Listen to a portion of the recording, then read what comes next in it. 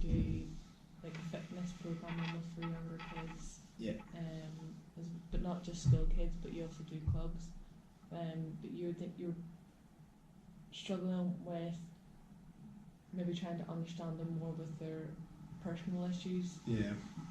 How do you think that's went since last talking to you? Well, like, I think it's gone well in some aspects, and then and I thought it was going really, really well, and then sort of last week, as coaches, you kind of walk past the locker room and you hear stuff and that sort of thing, and heard a whole lot of slabbering going on from a guy that was complaining about not being selected and all these sorts of things, and in saying that we as a coaching staff hadn't looked after him and that sort of stuff.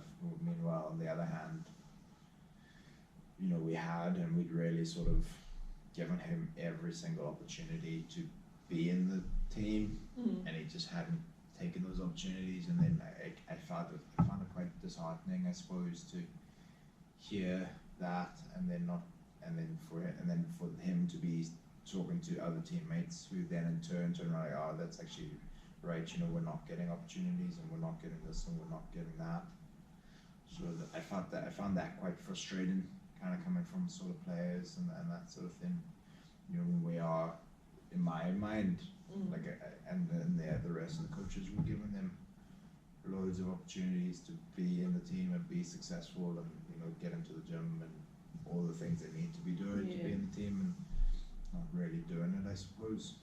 Well, once you heard that, like, did you go personally speak to him, or did you?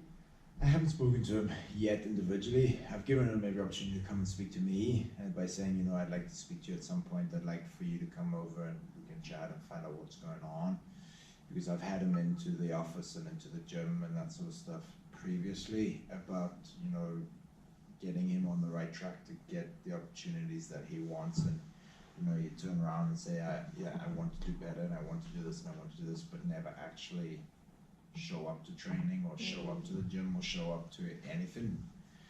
So I'm still waiting for him to come and chat to me and find out what's going on with him. Well, you said that left you frustrated.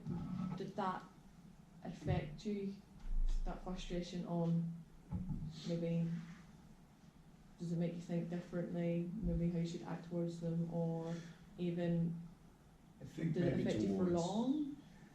Maybe not so much affected me for long. Like, I think I'm quite good at sort of compartmentalizing things and putting things in their wee boxes and dipping into them, whereas him as an individual, I've kind of got to the end of the line with him, if that makes sense, whereas I'm kind of like, he's more of a bad influence on me, and then also, but then by doing that, he's a bad influence on my team.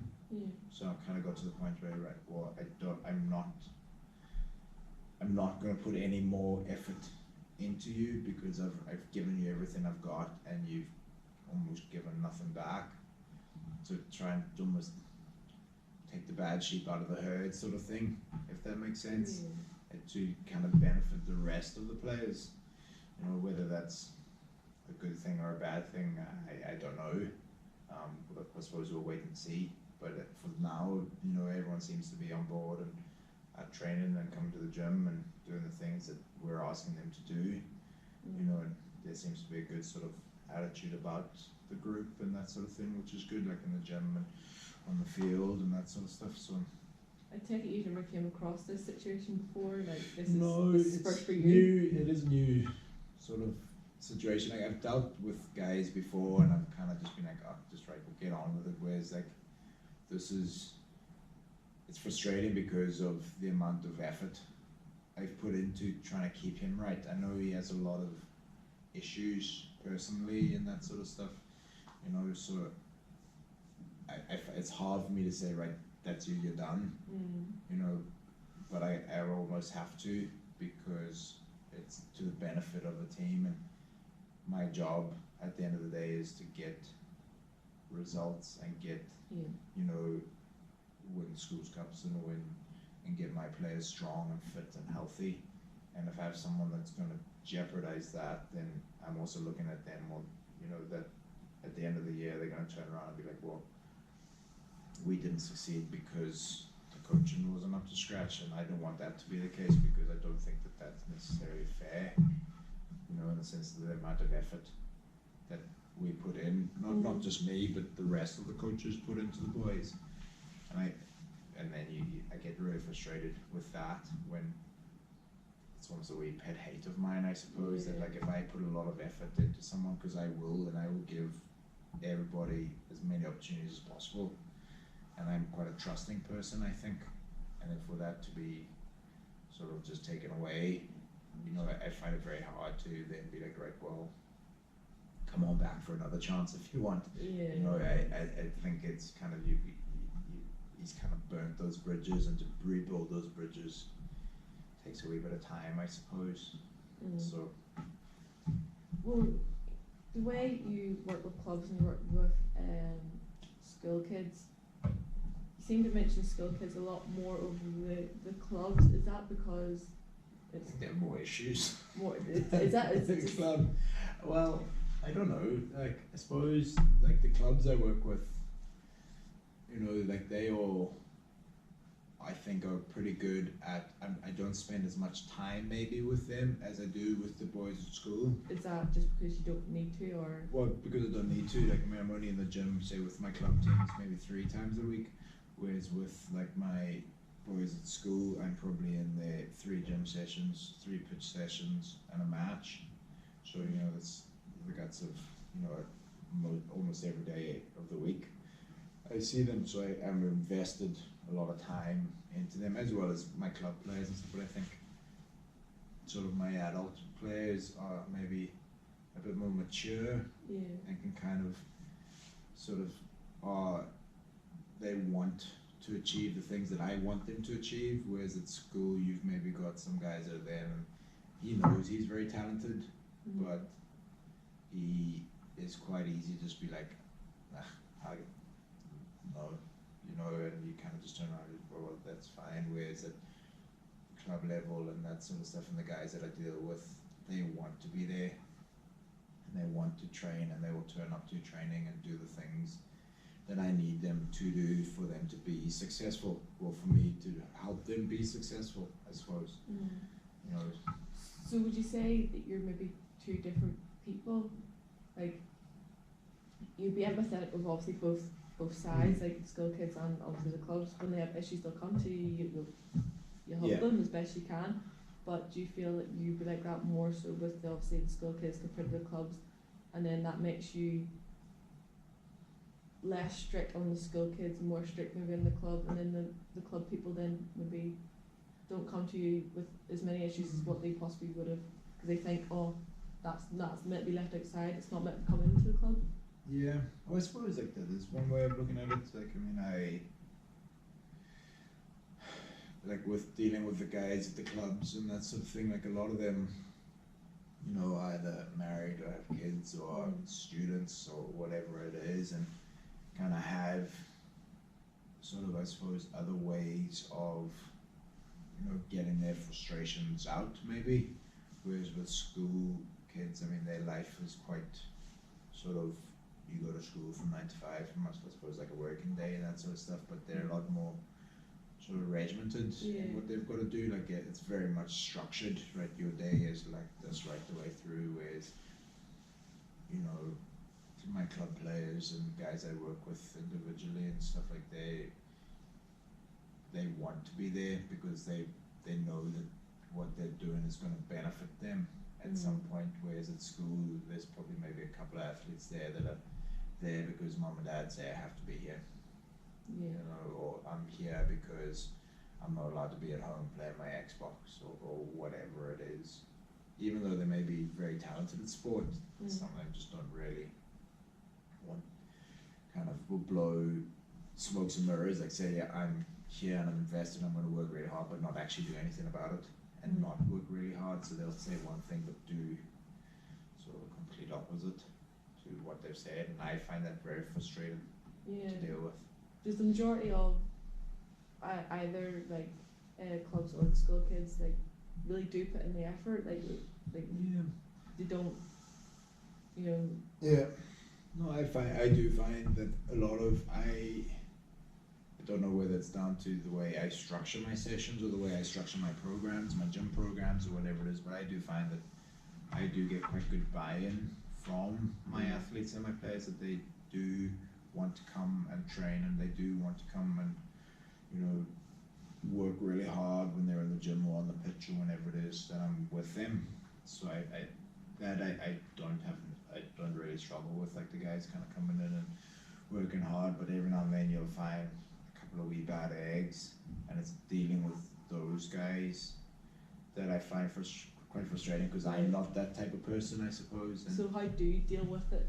I don't really know. I kind of shout and scream and throw them out the gym sort of thing, I suppose. And then they just come back again and you just pretend nothing happens? Well, or? I think I kind of try and go through almost like I know I'm part of like a team.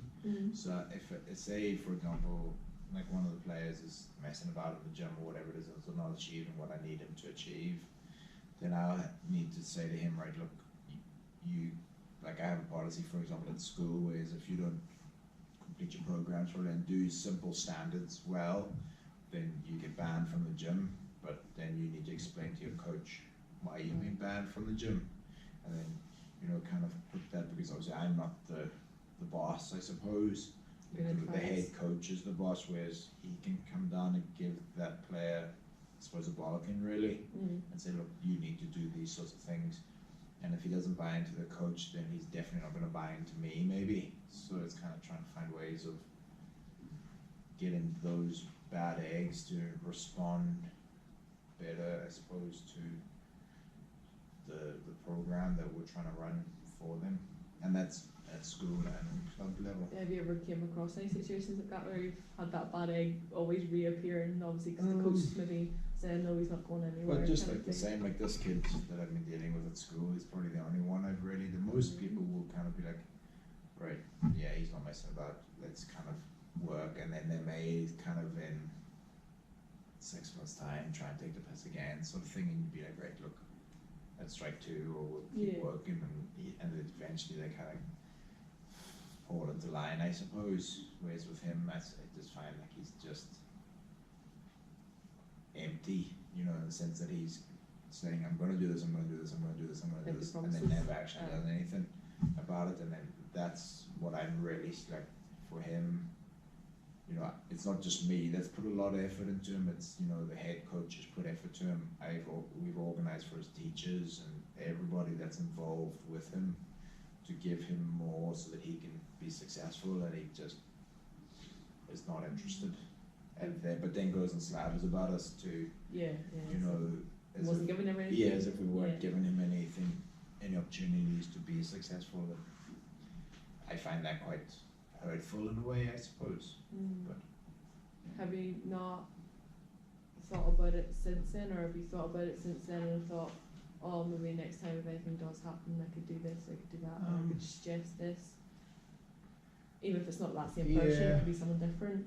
I suppose in a way that, yeah, maybe I can maybe look at the situation a wee bit differently and look at ways of trying to bring them around, I suppose. But I suppose I find that quite challenging in a way, that like, how do I get somebody that doesn't want to do any of those things to do something? It's, you know, especially for young age. Yeah, you know, stubborn. Yeah, so it does become hard, I suppose, and I do struggle with that, because I suppose I relate back to me and everything with me, and I'm like, yeah, I'm not that person. Like, I'm quite a calm, chilled out person, but I work really, really hard, so I expect, if you're going to be working with me, for you to work really, really hard, if that, you know, kind of makes sense. Because I'm not going to put in 100% of my effort for you if you're not going to put in 100% too. Like, it's just not really going to work.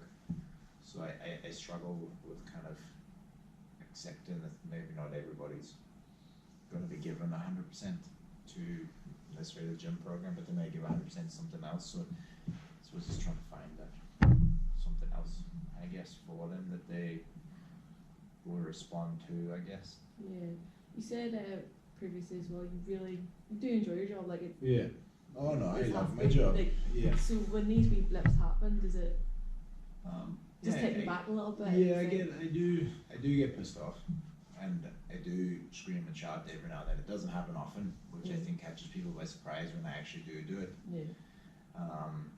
But no, I love my job and my coaching and particularly working with like kids, like 16, 18-year-olds, that sort of stuff, kind of getting them and seeing them go further, and like, for example, like I have 3, 4 athletes that are now playing professional rugby or professional cricketers or whatever it is, and seeing them do well makes me, like, they'll never ever remember me probably, but I know that I put in 100% effort to help them get to where they are, and then that makes me forget about the bad stuff, because then I know that those guys are the guys that will make it worthwhile in the end, I suppose, which is quite nice. So then it kind of lets me forget about But then maybe if you kind of forget about that and think about the success you've had, does that not then make you put blinkers onto the stuff you don't want to kind of deal with, because you've said yourself you struggle with it? I do, but it'll always be there, so I like to be able to maybe forget about it for a day or a week or something, but it's never going to go away unless you deal with it, I suppose. So maybe I'm dealing with it in the wrong way, so it's trying to find ways of saying, right, well, let me go and deal with the situation head on, or deal with the situation by going this way around or something like that. I wouldn't say it's the wrong way, it's just make you think a little bit more about it. See. No, it is like trying to get him, it's just this one way, that he just grates me, and I just want to almost throttle him a wee bit and just say, like, because I know how talented he is, and everybody knows how talented he is, and he's got a whole heap of things going on in the background and stuff, and that I have no control over, no one else has control over, but the things that I can control, I'm trying to help him, and it's just not that sort of, it's like a wee wall that he's just banging his head against, and I can't get through that wall to get him to come over, sort of thing, if that makes sense. How long has he been acting, if you will use it in that term, like that? Well, so kind of like last year, so last rugby season, he wasn't in my year that I was doing. I still had him in the gym, but he was the year below, so he was in the younger year group, and he's come up now into senior rugby, so I have more contact with him. But even last year, it was just an absolute nightmare to try and get him to do the things we did again then. But the year before that, he was brilliant. Yes, just really. Yeah, so I don't know whether he's going through a phase of just being a temperamental wee brat, or like the things that are going on have really kind of damaged him. I don't know, and I mean that's not I can't put myself in that position at school, because that's not my role, which becomes quite difficult to deal with, because you can see him wanting the help, but then he needs to go through other routes, which can be, I suppose, frustrating at times too. Yeah. Do you find it hard to try and find that line of how far you can help them with in your role? Yeah, no, I think so. Like, I mean, I've had it where, like, I've had kids, like sitting opposite me in tears because, they just can't do, teachers are being horrible to them, even club players and all, where they've all kind of, they'll confide in you and say, I'm having a real tough time at home, or tough time at work, or tough time at school, or whatever it is, and you try and find, like, for me, I'll always try and take it on board and give advice where I can, and if I can't, I'll try and, I suppose, direct them to people that can give them advice that I can't. So, yeah. I also remember you saying last time again, your personal life and work life, how's that balance going? Are you still coming home still happy and not fitting out to, girlfriend or what? Yeah. No, like, I mean, I'm, you know, my work life and home life is good. Like, I mean, I do, like, I come home from work and I'm at home and I enjoy being at home and that sort of thing. And like, when I go to work, I go to work. I mean, I suppose I'm fortunate in that I love being at home, so I look forward to going home at the end of the day. But then, like, Katie, my wife, like, the other day, she doesn't particularly maybe enjoy going to work on a Monday, whereas I'm like, yeah, I love it. I'm ready to go to work on Monday. Delighted, let's go. You know, so like, but then I'm also delighted to go home on a Friday for the weekend, and you know, and or get home at night, or get home after a long day or whatever it is, and see like my family and that sort of stuff. And I suppose. So do you just keep it? That's personal life. That's work life. Well, I mean, I do. Like, I mean, like, I will find out about Katie and like how her day's getting on, but then I'll also find out like she's interested in my work and stuff, because I do a lot of extra work outside of, you know, my like I have, like everybody, you have your full-time job, and then I have all my extra stuff too, which I do, and I'm sure that I know it's frustrating for her, because I'm home, you know, I'm at the house at 6 in the morning and I'm home sometimes at 10 o'clock at night or something, so it can be really busy and maybe not see her as much, but then I do try and make it that those times that I am home, we are, you know, spending, I suppose, quality time together, whether it's just sitting on the couch having a glass of wine. Would you would you ever like try and get her advice on how to deal with certain situations, like maybe this bad egg? Was she ever advised you? Yeah, like, well, I mean, I would ask her advice on a lot of things and that sort of thing. I mean, I'm actually applying for a job at the minute, and I'm asking her that because I wouldn't be particularly good at sort of writing stuff, so like to help me with sort of my personal statement and all that sort of stuff. So I mean, she would be a good sounding board, I suppose, to kind of, whether she listens to it or not, I don't know, but she does give good advice from time to time, which is nice. So yeah. Do you think that maybe she could help you in the direction of help with this bad egg though, like because it seems to be a long-term problem at this moment in time for you. You know that he's good at what he's doing, and he's or giving the benefit of the doubt to try and still allow him to get there. I can't say I really have spoken to her about it as much, because it's kind of one of those things you just sort of, at the end of the day, it's like, I just want to leave that there and pick it up in the morning. But you know, maybe chatting to her about it and getting some advice and that sort of thing probably be beneficial, I suppose, in the sense that she may have a different viewpoint to what I've got, and maybe a wee bit more compassionate maybe than I am, I suppose. So but I don't know, I haven't really spoken to her about it. Yeah, you've said, right, you kind of just want to just leave it there and pick it up the next day you come to it. Do you think that's because you don't know how to deal with it, that's why you're wanting to leave it there, and you're just hoping it'll go away maybe on its own? Maybe hoping that someone else will pick up the problem rather than me, you know, because, you know, there's a lot of us, like in our coaching team, you know, like there's me and a head coach and an assistant coach and doctors and the whole lot, so it'd be quite nice if it wasn't, like, I mean, if someone else kind of, I suppose, shared the burden of him, I suppose. Do you think you're getting it all, and you've tried to? Well, I think I get the gist of it, because my role in the team and that sort of stuff, I'm almost not so much a sort of like a figurehead coach type of thing, where everyone like is, you know, they'd probably come to me first before they'd go to the coach, sort of thing.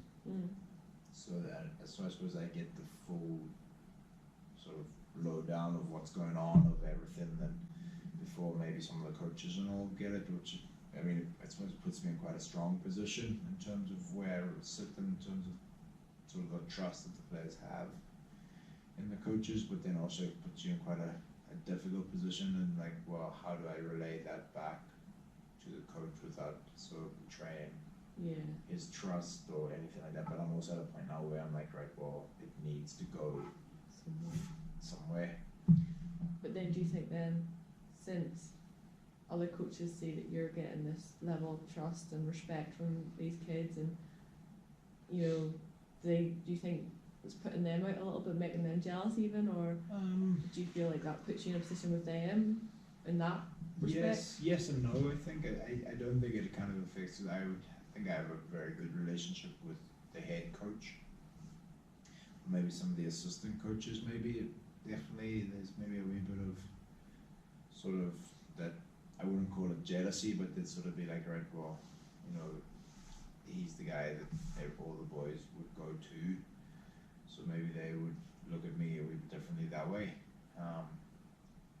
But you know, but they also have their own commitments to what they want and that sort of thing, and they may not be as invested in it as I am, you know, because they have their full-time teaching roles or whatever it is, so they don't need to invest maybe as much in it as say myself and the head coach need to invest in it, because I mean, we don't have our sort of full-time teaching salaries and all those sorts of nice things that come with it, you know. So. Or do you think it would work in the, like, oh, since he knows so much about it and he's got their trust, blah blah blah, like, let's try and get information out of him to say, you know. Yes and no. They do sort of like try and get information out of me and that sort of stuff, and sometimes I'll give it and sometimes I won't, depending on what they ask for. You know, like if they're asking for like some stuff that is just not on, then I'll just be like, I can't tell you those things, that's between me and him.